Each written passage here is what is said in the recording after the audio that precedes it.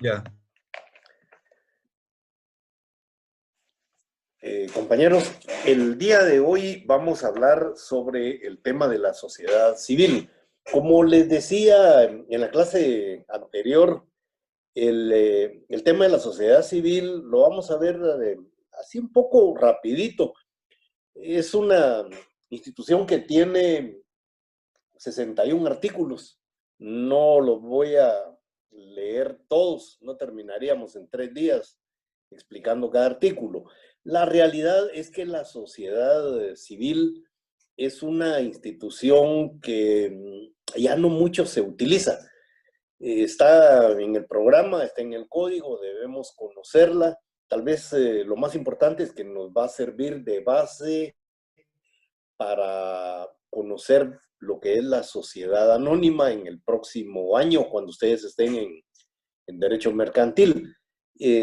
La sociedad civil, pues, si lo vemos, la realidad es que es muchísimo más completa que la sociedad anónima y es importante conocerla.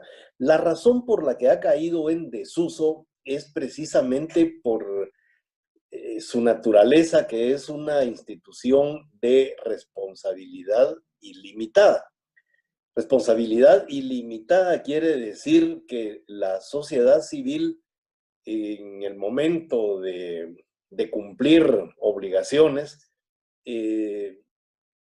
pues va más allá de su patrimonio.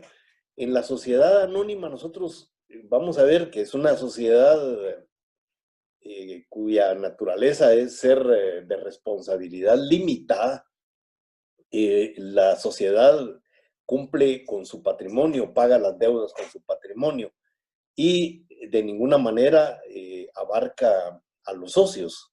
En cambio, la sociedad civil, como es de responsabilidad ilimitada, cumple sus obligaciones con su patrimonio hasta donde alcance, y lo que no, va derechito a los socios. Entonces, por esa característica que tiene de ser una sociedad civil de naturaleza ilimitada, es que ha ido cayendo en desuso, y además por otras cuestiones que voy a explicar un poquito más adelante. Pero, en términos generales, cuando estamos hablando de un contrato de sociedad civil, estamos hablando de un contrato preparatorio. ¿Por qué razón? Porque al igual que la promesa y al igual que el mandato, es un contrato que nos allana el camino, que nos da las condiciones óptimas para la celebración de otros contratos. Y eso lo vemos precisamente en la definición legal de lo que es la sociedad civil. El artículo 1728 dice: la sociedad es un contrato por el que dos o más personas convienen en poner en común bienes o servicios para ejercer una actividad económica y dividirse las ganancias. Es decir, es una sociedad que lo que persigue es el lucro. Y entonces dice, dos o más personas se unen, pero ¿cómo se unen? Se unen aportando bienes, aportando capital, aportando industria. Cuando estamos hablando de industria, estamos hablando de aquellos socios que no tienen capital, que no tienen bienes que aportar, pero tienen conocimientos. Son personas que aportan su industria, es decir, su capacidad. Entonces, esas personas se unen. ¿Y cuál es el propósito de unirse en una sociedad? Lo dice el artículo 1728, obtener lucro. Dice dividirse las ganancias, ejercer actividades económicas en las que puedan ganar. Eso es lucrar. Elementos, bueno, siempre comienzo yo en mis esquemas con el elemento subjetivo o personal. Cuando estamos hablando del elemento personal, aquí vamos a hablar específicamente de los socios. Esta es una sociedad accionaria, es decir, se va a dividir en acciones que va a tener cada uno de los socios de acuerdo al aporte de su capital, al aporte social que haga. así va a ser el porcentaje de ganancias que pueda tener. Pero, ¿quiénes pueden ser socios? Cualquier persona que sea capaz. Cualquier persona que sea capaz. Aunque luego vamos a ver algunas limitaciones. En los artículos 1736 al 1740, lo que vamos a encontrar es quiénes no pueden ser socios. Y entonces, así de una manera muy rápida, el artículo 1736 dice que los cónyuges no pueden celebrar entre sí contrato de sociedad que implique la formación de una persona jurídica. Es decir, los cónyuges no pueden formar una sociedad civil, contrario a lo que sucede con la sociedad anónima. En la sociedad anónima, los socios pueden ser cónyuges, pero en la sociedad civil, no. Pero luego viene la exclusión. Dice, a menos que participen terceras personas. Es decir, si estamos hablando ya de 3 personas, 2 de ellos cónyuges, y hay otro que no tiene nada que ver con ellos, ahí ya podemos hablar de una sociedad civil. Pero si son solo ellos 2, los cónyuges, no puede existir una sociedad civil. Esa es una prohibición que tiene el artículo 1736. El 1737, refiriéndose al patrimonio conyugal, prohíbe que cualquiera de los cónyuges, sin el consentimiento del otro, puedan celebrar contratos de sociedad con relación a esos bienes, porque son bienes comunes al patrimonio y por lo tanto deben autorizar ambos cónyuges. De lo contrario, tampoco es permitida una sociedad civil con uno de los cónyuges aportando bienes del patrimonio conyugal. En 1738 habla de el tutor y el guardador, que no pueden celebrar contrato de sociedad con sus representados, mientras no haya terminado la minoría de edad o la incapacidad y estén aprobadas las cuentas de la tutela y canceladas las garantías. Esto es para proteger al tutelado. Esto es para evitar que tutor o guardador se aprovechen de la minoría de edad, de la incapacidad de esta persona y puedan, pues, hacerle daño, robarle sus bienes, etc. El artículo 1739 dice que no pueden celebrar contratos de sociedad los declarados en quiebra mientras no hayan sido rehabilitados. Esto lo hemos venido viendo ya en las demás instituciones, lo vimos en el mandato y lo vamos a seguir viendo. Es decir, una persona fallida, una persona que está en quiebra, es una persona que no puede cumplir con sus obligaciones pecuniarias. Podrá cumplir con otro tipo de obligaciones, pero en el tema de las obligaciones pecuniarias no puede cumplirlas, por lo tanto, tampoco pueden formar una sociedad.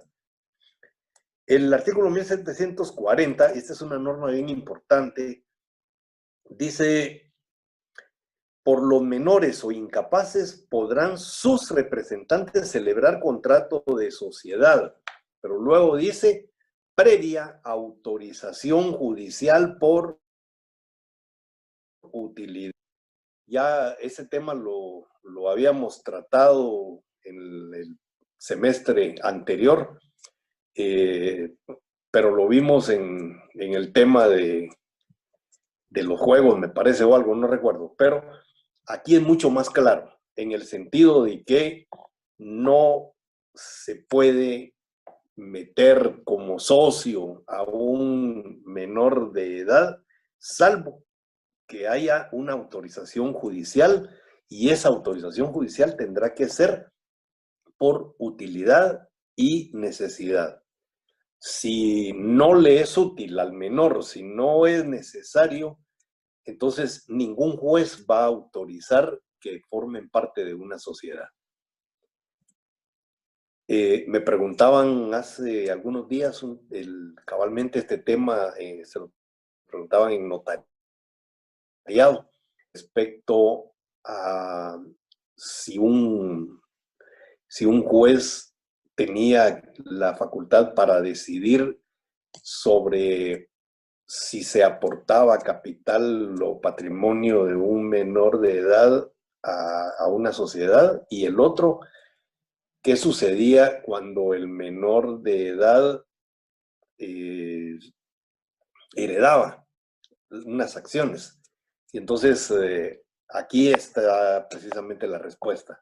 El juez va a determinar si vale la pena o no que el menor forme parte de una sociedad civil. En cuanto al objetivo, ¿cuál es el objeto de la sociedad? El artículo 1728 nos lo dice, lo repito, dice ejercer una actividad económica y dividirse las ganancias. Ese es el objeto de la sociedad civil. Poner, aportar bienes, aportar dinero para realizar una actividad económica y dividirse las ganancias. El lucro en su máxima expresión. Y en cuanto al elemento formal, bueno, primero, el artículo 1729 establece que el contrato de sociedad es un contrato solemne. ¿Qué quiere decir eso? Es un contrato que debe de otorgarse en escritura pública para que pueda nacer a la vida jurídica. De lo contrario, un contrato de sociedad no puede otorgarse jamás en documento privado. Siempre, dice el artículo 1729, debe celebrarse por escritura pública, y además dice e inscribirse en el registro respectivo. Ya de eso hemos hablado varias veces, ¿verdad? Gobernación, hay un departamento específico ahí para registro de personas jurídicas. Ahí es donde se inscribe el contrato de sociedad. Y aquí regreso un poquito a lo que habíamos visto del mandato, ¿se recuerdan? Les decía yo a ustedes, si una sociedad civil otorga un mandato, el mandato debe de inscribirse en el registro de mandatos del archivo de protocolos del organismo judicial y además en el registro especial que dice aquí el artículo que acabo de leer. Y ese registro especial, pues entendemos nosotros que es ahí en Gobernación, donde decíamos. El artículo 1730 es un artículo que me voy a tomar un tiempecito para explicarlo. ¿Cómo se constituye una sociedad civil? Se constituye igual que una sociedad anónima, con algunas diferencias, pero vamos a ver. La escritura social deberá expresar lo siguiente, dice el artículo 1730. Primero, el objeto de la sociedad. Igual que en la sociedad anónima, tiene que tener un objeto. ¿A qué se va a dedicar? Se puede dedicar a varias cosas, pero tiene que constar en la escritura constitutiva de sociedad. ¿A qué se va a dedicar la sociedad civil?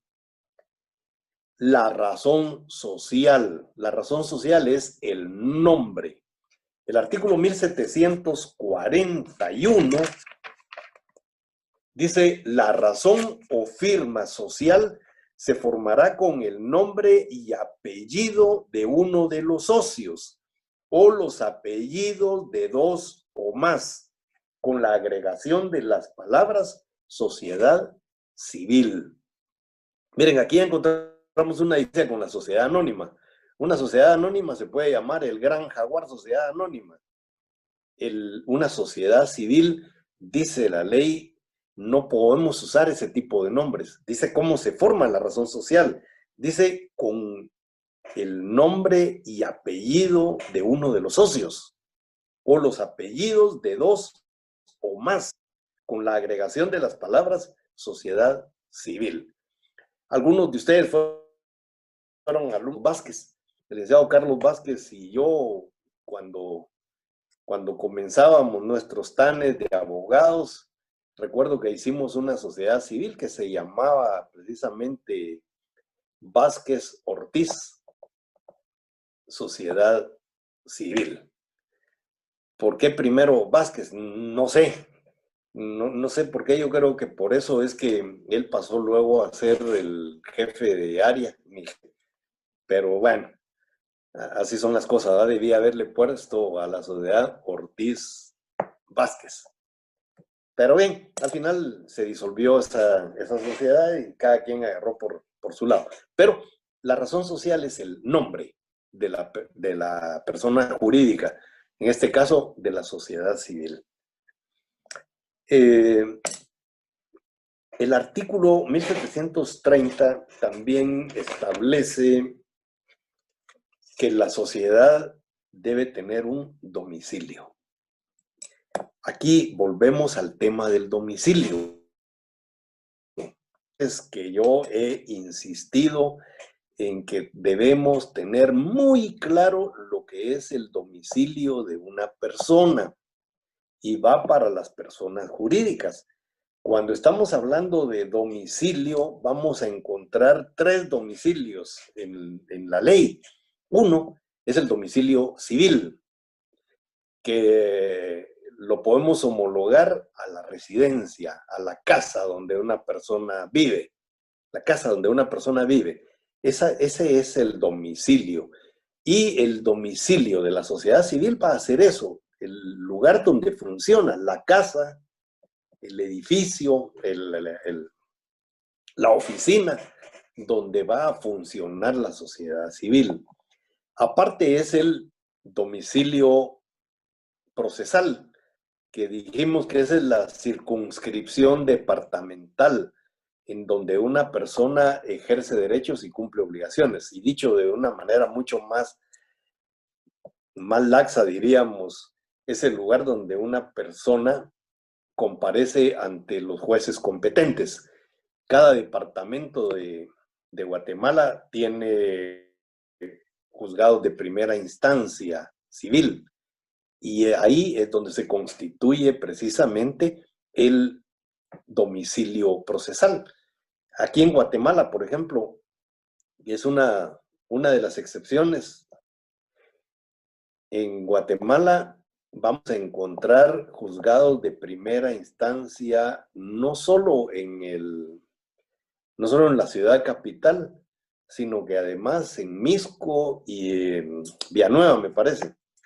Entonces, ahí vamos a decir que el domicilio de una persona en relación al proceso es donde esa persona debe ejercitar derechos o cumplir obligaciones. Dicho de otra manera, todos los municipios del departamento de Guatemala, con excepción de Misco y de Villanueva, todos tienen que ejercitar sus derechos y cumplir sus obligaciones en los juzgados de primera instancia de la ciudad de Guatemala. Entonces, cuando estamos hablando de esa circunscripción departamental, nos estamos refiriendo al lugar donde una persona acude a un tribunal competente, que es el de primera instancia. Y por otro lado, tenemos el domicilio en materia internacional, que es el país donde una persona reside. Entonces, esos son los domicilios. Pero al que se está refiriendo este artículo es al domicilio civil, o sea, donde la persona va a tener su sede social. Ese edificio, ese apartamento, oficina, o lo que tenga. Ese es el lugar en donde la persona jurídica va a ejercitar derechos, cumplir obligaciones, va a ser citada por los tribunales, si es el caso. Domicilio que establece el artículo 1730, numeral tercero. Duración de la sociedad. ¿Cuánto debe durar una sociedad? Bueno, la sociedad puede tener un plazo que será el plazo que las partes le asignen, pero eventualmente podría no tener plazo. Es decir, una sociedad anónima se puede abrir y no se sabe exactamente cuál es el plazo. Y entonces estaríamos pensando en cuando se cumpla su cometido. bueno, pero su cometido, ¿cuándo va a terminar? No lo sabemos. Entonces, lo que sí vamos a ver más adelante es cómo termina un mandato. Y entonces ahí vamos a encontrar cómo se liquida una sociedad, etcétera, etcétera. Pero con respecto al plazo, vamos a tener esa situación, que las sociedades, por regla general, no tienen plazo, a menos que las partes lo hayan consignado. El artículo 1731. Si la sociedad se constituye para propósito u objeto que por su naturaleza tenga duración limitada, pero cuyo plazo no sea posible fijar, se entenderá que su duración será por el tiempo necesario para la realización de aquel objeto, cuando tiene duración limitada. Eso nos indica, a contrario censo, que la sociedad civil puede tener un plazo desconocido, incierto. Recuérdense que todo en esta vida debe tener plazo. La sociedad civil no sabemos cuál es su plazo, si no se estableció en la escritura constitutiva de sociedad, no sabemos. Pero algún día va a terminar, pues, no sé cuándo. Algún día, igual que nosotros, las personas naturales, tenemos un plazo que termina, vas a ver, pero de que nos vamos a morir, nos vamos a morir. De eso sí no cabe la menor duda. Luego, el capital y la parte que aporta cada socio. 1734 dice cabalmente lo que acababa de explicar hace un momento. Dice, la aportación de bienes implica la transmisión de su dominio a la sociedad como persona jurídica, salvo que expresamente se pacte otra cosa. Los inmuebles o derechos reales sobre los mismos deberán inscribirse en el registro de la propiedad. Es decir, los socios deben aportar bienes o capital. Si aportan bienes inmuebles, los bienes inmuebles deben de inscribirse en el registro de la propiedad ya a nombre de la sociedad. Es decir, los bienes pasan a formar parte de la sociedad civil. Luego, la escritura social también debe contener parte de utilidades o pérdidas que se asigne a cada socio, fecha y forma de su distribución, cuándo se van a repartir las ganancias, cómo se van a repartir las pérdidas. También recuérdense que una sociedad, cualquier empresa que se dedique a los negocios va a tener pérdidas y va a tener ganancias. Entonces, cómo se distribuyen las pérdidas y las ganancias debe estar ya pactado en la escritura constitutiva de sociedad. Séptimo, dice casos en que procederá la disolución de la sociedad antes de su vencimiento y las bases que en todo caso de disolución deberán observarse para la liquidación y división del haber social. Cuando veamos la terminación del contrato de sociedad, vamos a ver precisamente eso. Y ahí es donde vamos a ver por qué razón les decía yo, no hay un plazo determinado. Pero igual, se pacta de qué manera termina una sociedad. Vencimiento del plazo si hay plazo. Y si no hay plazo, bueno, ¿a qué se dedica la sociedad? ¿Qué pasa cuando los socios desaparecen, cuando mueren los socios, o cuando pierden más de cierto porcentaje, etcétera, etcétera? Ahí va a terminar una sociedad. Eso se debe pactar en la escritura constitutiva de sociedad. 8. La cantidad que puede tomar periódicamente cada socio para sus gastos personales. Este es uno de los grandes errores que cometen todas las entidades en América Latina.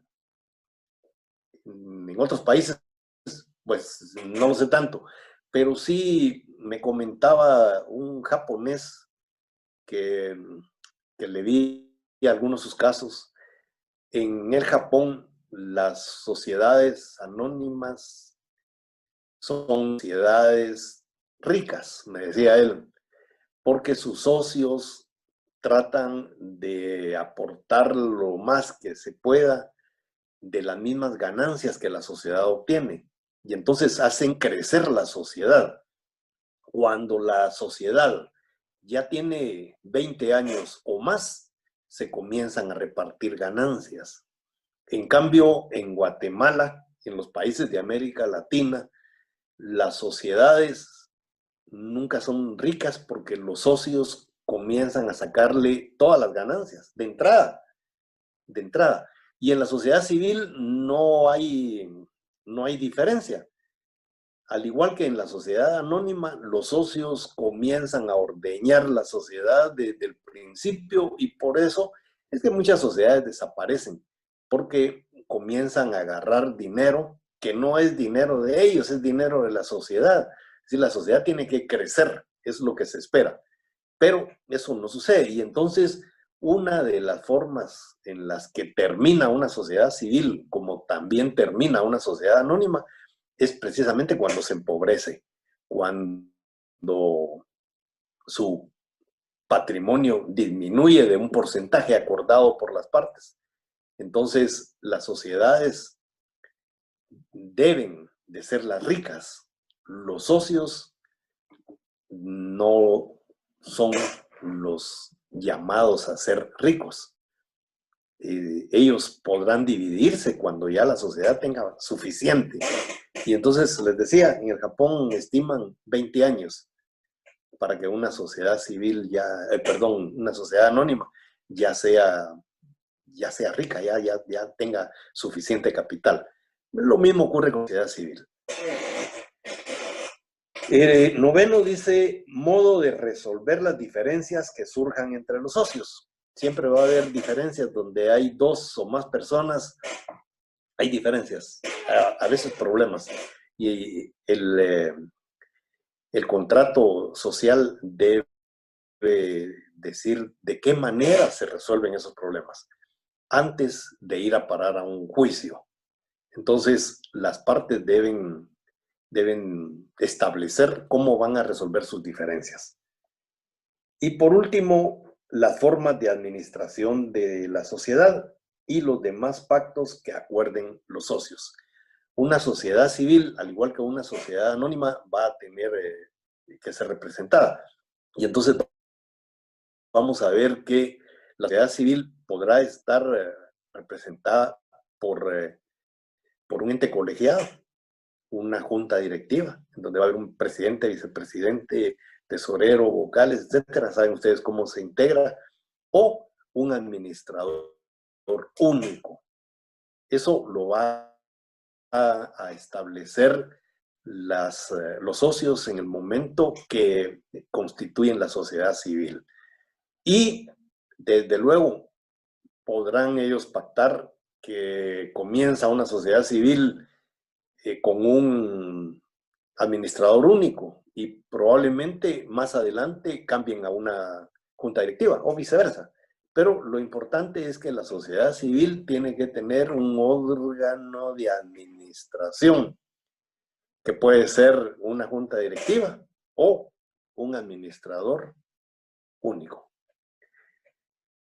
Luego, el artículo 1733 nos establece otra formalidad.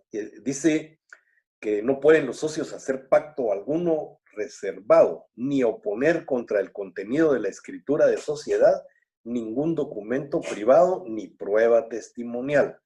Las ampliaciones o modificaciones sobre este contrato se harán con las mismas solemnidades y requisitos exigidos para su celebración. Aquí lo que nos está refiriendo el código es que no hay privilegios. Es decir, todos los socios entran en igualdad de situaciones. Lo único que va a ser diferente es el monto de su aportación. Cada quien bueno, si aportan todos lo mismo, pues ahí también tendrá que haber igualdad.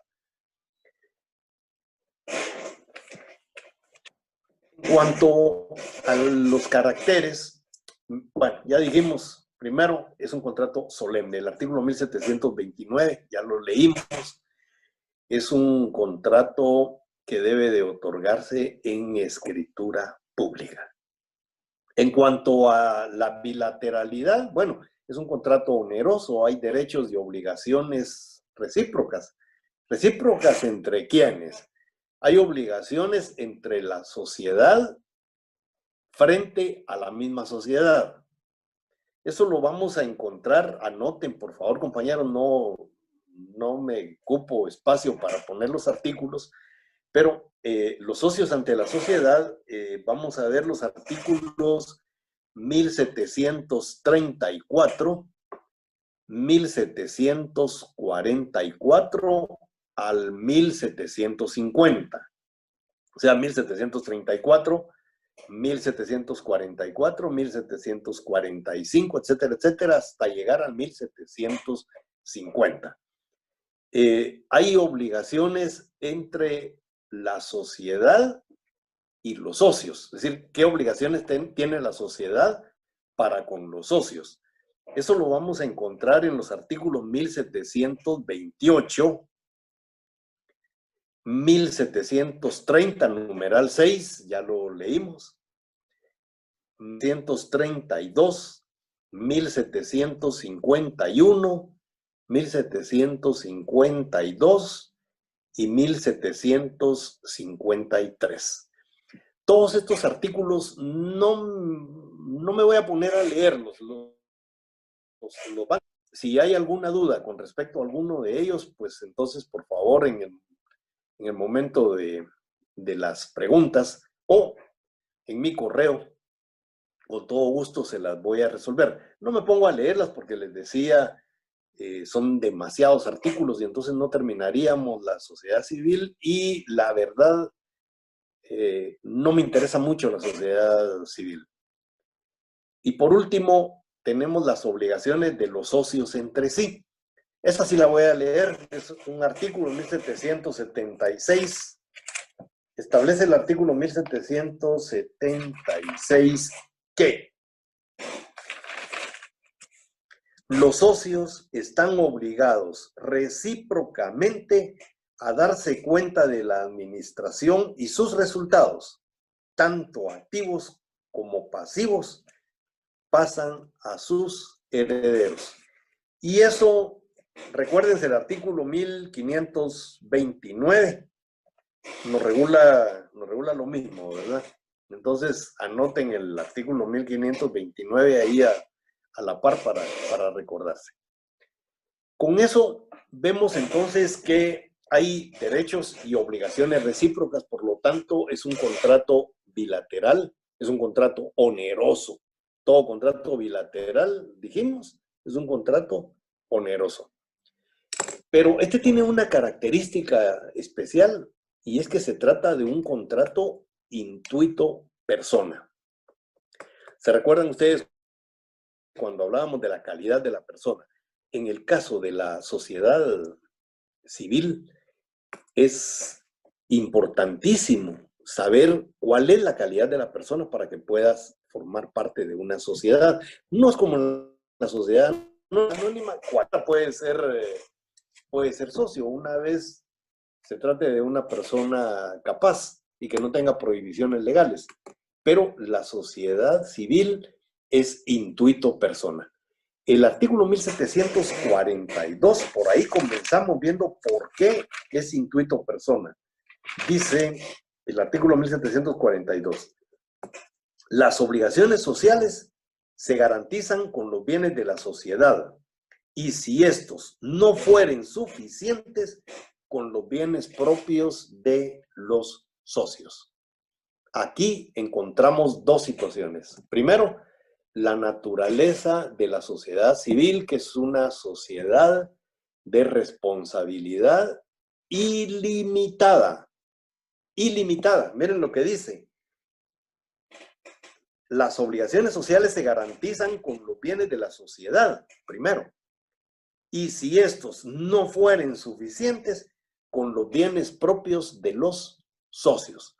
Entonces, es importantísimo que los socios tengan un patrimonio con el cual puedan garantizar el cumplimiento de las obligaciones. Y por eso es que es una característica de la sociedad civil la calidad de la persona, es decir, si la persona tiene con qué responder.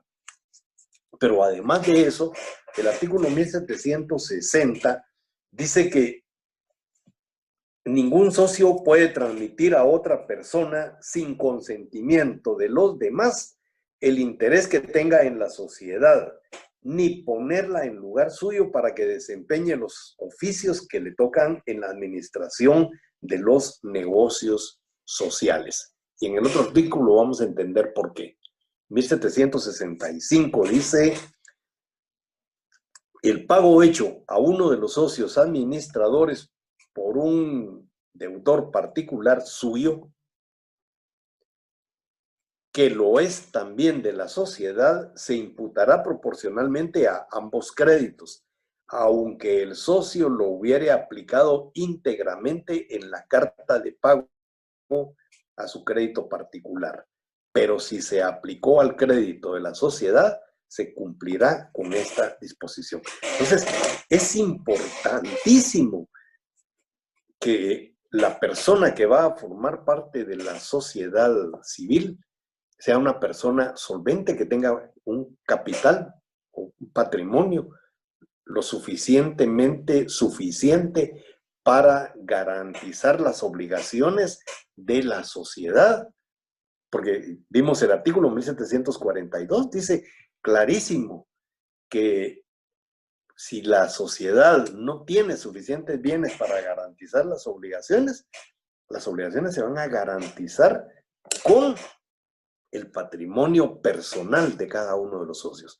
Entonces, es una institución intuito persona, precisamente por este tipo de situaciones.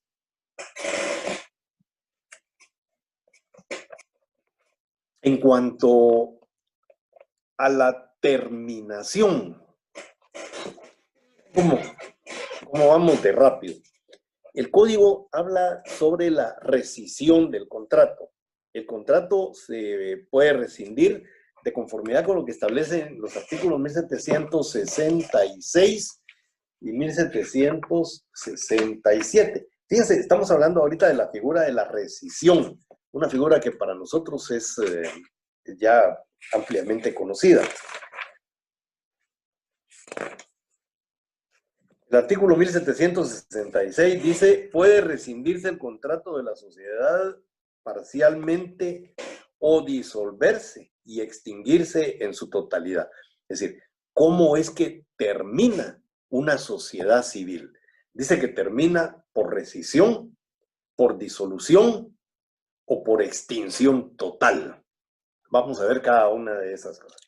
Se rescinde parcialmente si un socio para sus negocios propios usa del nombre, de las garantías o del patrimonio perteneciente a la sociedad. Esa rescisión parcial quiere decir la exclusión del socio. Es decir, un socio que utiliza el nombre de la sociedad para cuestiones personales va a ser excluido de la sociedad. Y entonces, para él termina esa sociedad, su participación dentro de la sociedad. Si solo son dos, ahí se acaba la sociedad, ¿verdad? Es decir, con la exclusión de uno se acaba totalmente la sociedad. Segundo, si ejercer funciones administrativas el socio a quien no corresponde desempeñarlas según el contrato de la sociedad. Es decir, quien haga eso, excluido de la sociedad, lo sacan de la sociedad. Si el socio administrador comete fraude en la administración o cuentas de la sociedad. Si cualquiera de los socios se ocupa de sus negocios privados cuando está obligado por el contrato a ocuparse en provecho de la sociedad. Si alguno de los socios incurre en los casos de los artículos 1744 y 1749. 1744, ¿recuerdan? No lo hemos leído. Dice, los socios deben poner en la masa común, dentro del plazo convenido, sus respectivos capitales y contra el moroso puede la sociedad proceder ejecutivamente hasta que se verifique la entrega o rescindir el contrato en cuanto a dicho socio. O sea, excluirlo, lo que está diciendo el artículo que acabamos de leer. Y el artículo 1767, que dice: rescindido parcialmente el contrato, queda el socio culpable excluido de la sociedad. De esa manera se rescinde parcialmente un contrato de sociedad. Parcialmente, dijimos, exclusión del socio, pero puede haber una rescisión total. El artículo 1768 dice que se disuelve el contrato de sociedad, primero, por concluirse el tiempo convenido para su duración, si se fijó plazo, por acabarse la empresa o el negocio que fue objeto de la sociedad, o por haberse vuelto imposible su consecución. Segundo, por la pérdida de más del 50% del capital, a menos que el contrato social señale un porcentaje menor. Es decir, la ley establece que si se pierde el 50% del patrimonio, esa sociedad debe disolverse. Pero los socios pueden pactar que sea menor, no que sea mayor. Quede claro, los socios pueden pactar que si se pierde el 25%, la sociedad se disuelve. Lo pueden hacer perfectamente. Si no, la ley ya supletoriamente nos está diciendo que la sociedad se disuelve si se pierde el 50% o más del patrimonio social. Tercero, dice, por quiebra de la sociedad. Obvio. Por muerte de uno de los socios, a no ser que la escritura contenga el pacto expreso para que continúen los herederos del socio difunto. Nuevamente, artículo 1529. ¿Se recuerdan? Los derechos y las obligaciones pasan a los herederos, a menos que, dice el artículo, por su naturaleza, por ley o por convenio no se pueda. Aquí, por ley, está diciendo que muerte de uno de los socios da por finalizada la sociedad anónima. A menos, y hay una exclusión ahí, que las partes hayan pactado que pueda sucederlo alguno de sus herederos o sus herederos. Si está pactado eso, entonces el heredero va a pasar a formar parte de esa sociedad y la sociedad va a continuar. Pero si no se pactó la muerte de uno de los socios, da por concluida la sociedad civil. Por la interdicción judicial de uno de los socios o por cualquiera otra causa que le prive de la administración de sus bienes. Aquí ya estamos en una situación diferente a como nosotros conocemos el tema de la interdicción. ¿Se recuerdan que en el derecho civil 1, creo, cuando vimos la interdicción es precisamente para despojar de la administración de los bienes a una persona que está en peligro de poderlos dilapidar? Y por eso la ley habla ahí de los ebrios consuetudinarios, de los que abusan de las drogas, que ya también están, como dicen muchachos, ya quemaron todas sus neuronas. Entonces, para evitar eso, es que existe la interdicción para poder administrar los bienes. Sin embargo, en la sociedad civil, una persona declarada en estado de interdicción, no pueden las personas que están administrando sus bienes administrarlos de la sociedad. Por lo tanto, la ley establece que una persona declarada en estado de interdicción, que sea socio, la sociedad termina. la interdicción judicial, dice, de uno de los socios o por cualquiera otra causa que le prive de administración de sus bienes. Dice que es motivo de disolución total. Por quiebra de cualquiera de los socios y por voluntad de uno de ellos. Es decir, cualquiera de los socios puede decir, bueno, miren, disolvamos la sociedad por la razón que esta persona tenga. El artículo 1769 dice que en los casos de los incisos 4, 5, 6 y 7 del artículo anterior, no se entenderá disuelta la sociedad si quedando dos o más socios quieren de mutuo acuerdo continuarla o lo hubieren pactado al tiempo de la celebración del contrato. Bueno, la norma dispone unas cosas y luego dispone excepciones, ¿verdad? Pero ni modo. El artículo 1700, ¿qué? 67, creo. No, 1771, ya no muy miro. 1771 dice, si uno de los socios promete poner en común la propiedad de una cosa cuya importancia sea tal que equivalga al objeto fundamental del negocio, si ésta se pierde antes de verificarse la entrega, se disuelve el contrato respecto a todos los socios. Entonces vamos a poner un parquet y yo soy el socio que va a aportar el inmueble. Si por algún motivo ese inmueble deja de ser mío, tiene alguna limitación que me lo impida, entonces ya la sociedad no se va a poder realizar, porque la sociedad civil iba a girar precisamente alrededor de ese bien.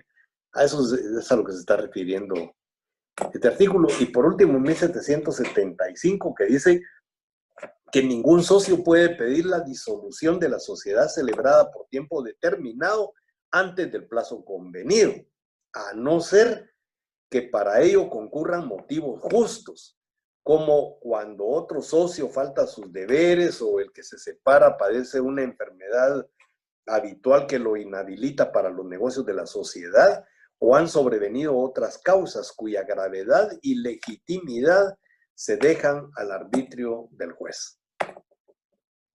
Algo contradictorio, ¿verdad?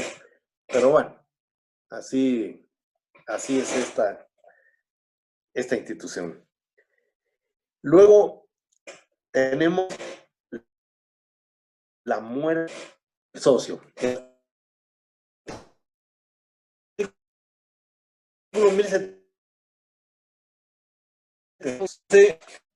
La cláusula socio continuarán en su lugar sus herederos, no obliga a estos a entrar en la sociedad, pero sí obliga a los demás socios a recibirlos.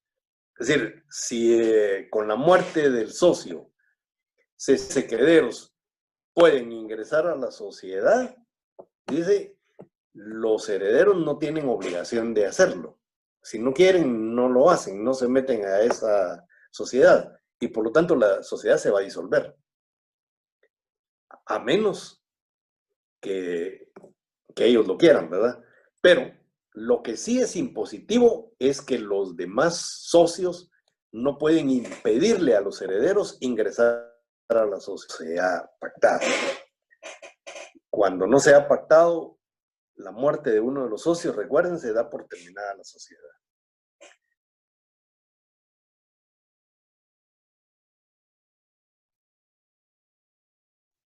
Del fallecimiento de un socio y los herederos de este no entran en ella, solo tienen derecho a la parte que correspondía al difunto al tiempo de su muerte y no participan de los resultados posteriores, sino en cuanto sea una consecuencia necesaria de lo practicado antes de la muerte del socio a quien heredan.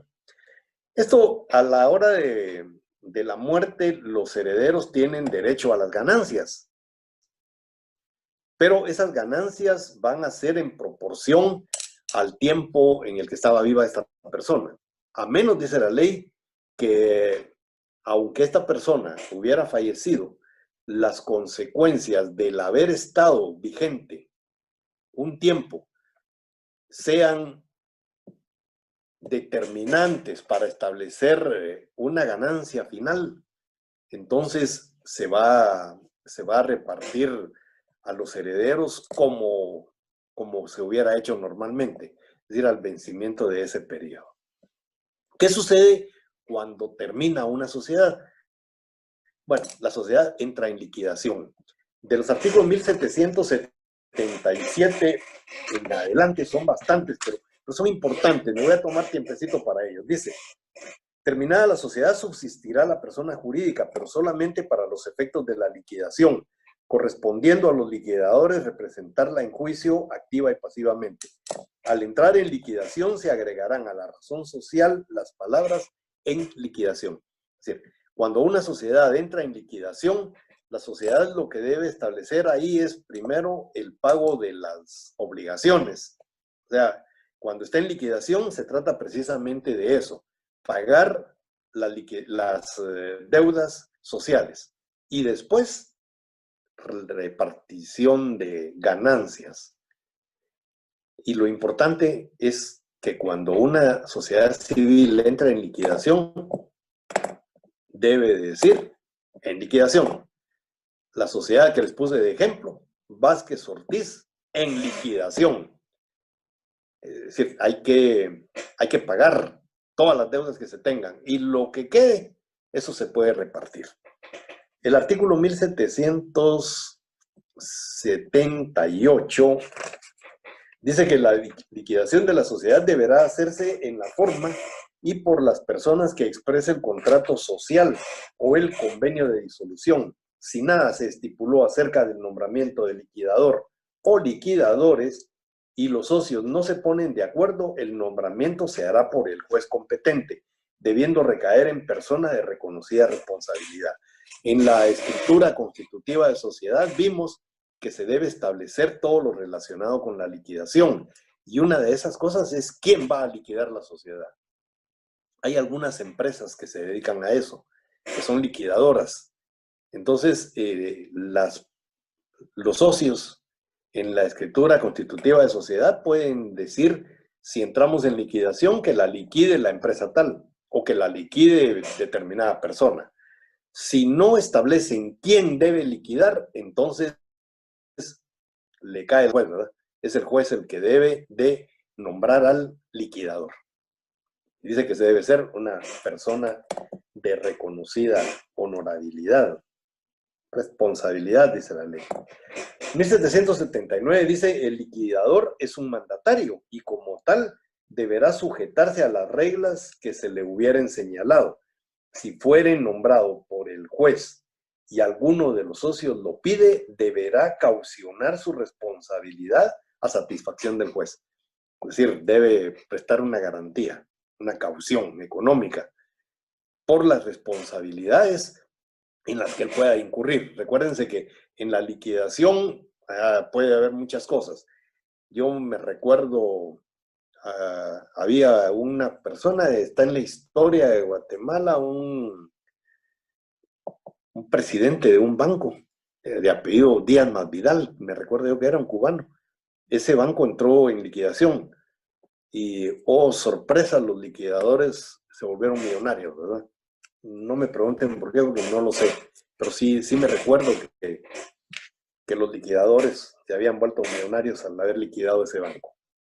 Los acreedores que representen por lo menos el 25% del pasivo de la sociedad pueden pedir también que el liquidador, cualquiera que sea la procedencia de su nombramiento, caucione su responsabilidad a satisfacción del mismo funcionario. Entonces, ser liquidador no es nada más ir a decir, bueno, se paga, no se paga. Es decir, hay que tener cierta honorabilidad, cierta responsabilidad, dice la ley. Cuando está hablando de responsabilidad, se está refiriendo a que pueda pagar por los daños y los perjuicios que pueda causar por una mala liquidación o porque haga cosas que no deben ser. Y por último, tenemos la prescripción.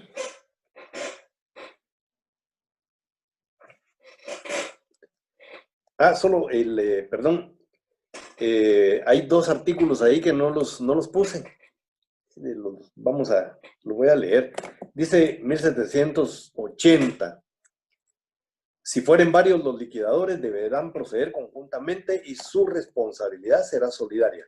La discrepancia de pareceres entre ellos, la resolución de los socios y en su defecto, el juez competente decidirá. El término para la liquidación no excederá de 6 meses y cuando transcurra este sin que se hubiere concluido, cualquiera de los socios o de los acreedores podrá pedir al juez competente que fije un término prudencial para concluirla, quien previo conocimiento de causa lo acordará así. Y luego vienen los demás artículos que se relacionan precisamente con la liquidación. Por favor, les dan ustedes una leidita.